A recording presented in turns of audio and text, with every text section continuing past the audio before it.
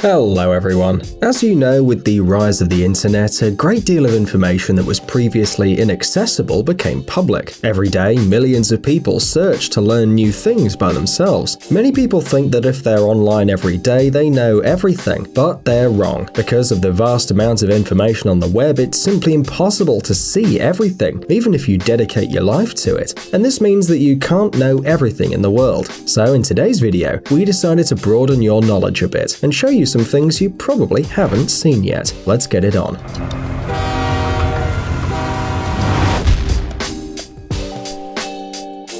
Most people love chocolate and literally can't live without it. And of course, even if you don't like chocolate, you've probably tried it at least once in your life. We're used to the fact that chocolate's a bar covered with multicolored paper waiting for us in the store. However, few people know or have seen how chocolate's produced. Today we're going to show you this simple but laborious process. It all starts with the cocoa beans that sprout in different parts of the world. For example, in South America, Central America, West Africa, and Australia. The grains arrive dry at the chocolate factory, without the gelatinous layer, and sorted. The first stage of chocolate production is the roasting of the beans at a temperature of 120 to 140 degrees, after which the shell is removed. Large particles are removed by filtering, while small particles are removed from the mass by vacuum. The toasted and peeled dough is then broken up and ground into a uniform thickness. Sugar, flavors, and cocoa butter are added. If it's milk chocolate, dry milk is added. You probably think that the chocolate production is almost finished, and all you have to do is pour the dough into the molds. But no.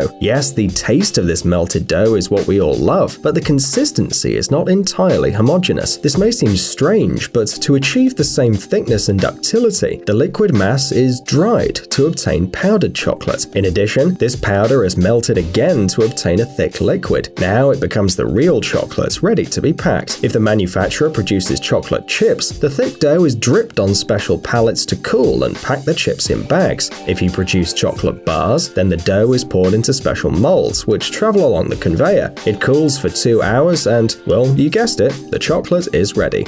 We all know that Thor controls thunder and lightning, yet few people know that you don't have to be Asgard's god to be surrounded by deadly flows of electricity, like in an epic movie. This man is not a superhero, but just an ordinary electrician, and yet, just look.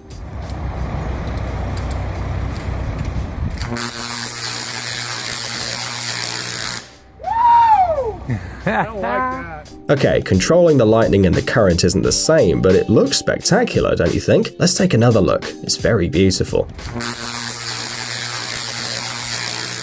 Have you ever thought about going for a walk on a cold day with soap bubbles? To be honest, playing with liquids is the last thing you want to do when it's very cold. So we're sure you've never made soap bubbles in the snow and missed something great. Due to the cold, they freeze in an amazing and very beautiful way. And now there'll be a little spoiler. By the way, people who are allergic to pollen won't like what we show them below.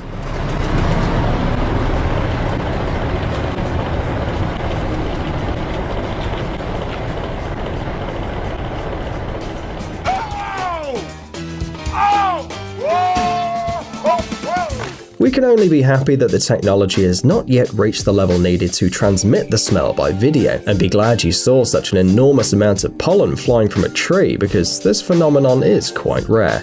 A rainbow after rain is a fairly common phenomenon, and you've probably seen one at least once in your life. However, you probably don't know that you've seen a rainbow, let's say, not in its very original form, because in fact, rainbows form a complete circle. But looking at it from the ground, we only see half of this circle. Well, have you guessed what we're going to show you now? To see a full rainbow, you'll have to climb very, very high. For example, to the top of a mountain or on a plane, from where, as usual, you'll also have a beautiful view.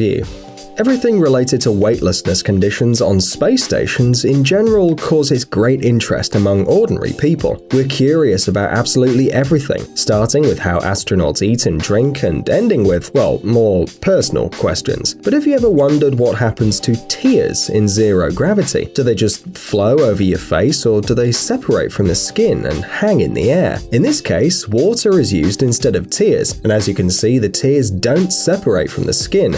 But they don't flow down either. They form something like a bubble under the eye. The more you cry, the bigger the bubble becomes. Space launches are very rare events. For example, in 2017, exactly 90 orbital launches took place. In 2018, there were only 79 launches. Anyone who has seen with their own eyes how a carrier rocket rises into the sky can consider themselves very lucky. Well, and an even smaller number of people have seen a rocket launch from an airplane. They can be considered probably super lucky. By the way, now you can identify yourself as one of them. Yes, you didn't see it live, but a video counts too. You like the bright light back there? Incredible. Wow. Still see it? Yep, it's in the camera. Look how fast that's going, man. Look how fast.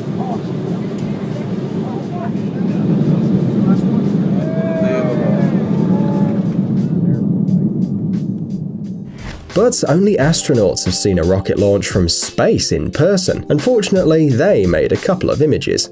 Electric towers are huge metal structures that have incredible weight and even more incredible dimensions. We're sure you don't know how these structures are built though, and the procedure, by the way, is extremely interesting. We've always believed that the trucks took the beams to the right place and then welded them together for a long time, stubbornly and painfully, until the tower was finished. However, it seems that our idea is too long and too slow, and nobody really uses it. It turns out that the towers are transported to the necessary place from the factory in parts. Special cargo helicopters are used for this. By the way, this work is not only extremely interesting, but also laborious. We would even compare it to the work of a jeweler, because the helicopter must fly and place a part of the tower in the right place, with a margin of error of only a couple of centimeters.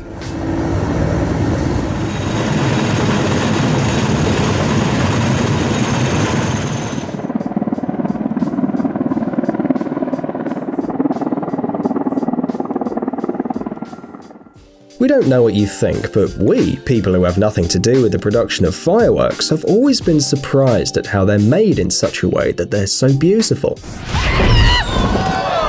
Fireworks are very complex. They can explode at different heights, in different colors and forming different figures. But it turns out that the appearance of fireworks in the sky depends on the way they were created. And something tells us that you have no idea what a firework looks like from the inside. Well, until now, until this very moment. Surprisingly, to design just 1 minute of fireworks shows, experts need a full hour. The next 6 or 7 hours are spent filling the fireworks the right way, so the lights and colors alternate in the right order.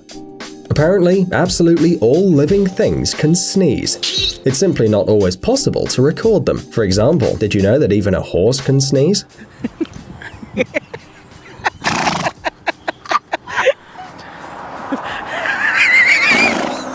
By the way, horses also know how to do this. What was that? So hard, even the animal itself got scared. By the way, birds are no exception either, and they also know how to sneeze. They just do it in such a strange way that you can look at it for hours.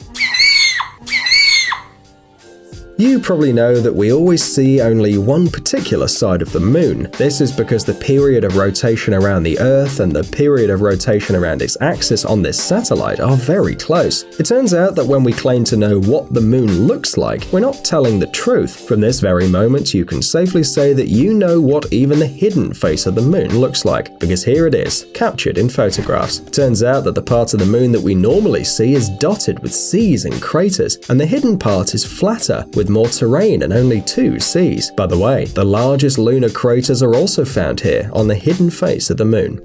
The Great Wall of China is perhaps the most recognizable construction in the world. This is the largest architectural monument built in ancient China. Its length is almost 9,000 kilometers. Well, if you look at the wall as a whole, along with all of its numerous branches, then it extends for more than 21,000 kilometers. Hardly anyone thinks about where the wall begins and what this place looks like. So, the place where the Great Wall begins looks like this. There is a legend that a huge dragon pointed out to the workers the exact place where they were to build the wall. It's no coincidence that many claim that its final form resembles a dragon in flight. Well, the section where the wall begins is known as the Dragon's Head. It's located near the city of Shanhaiguan. In ancient times, there was a transportation center of strategic importance here. It turns out that the Great Wall of China begins in the water.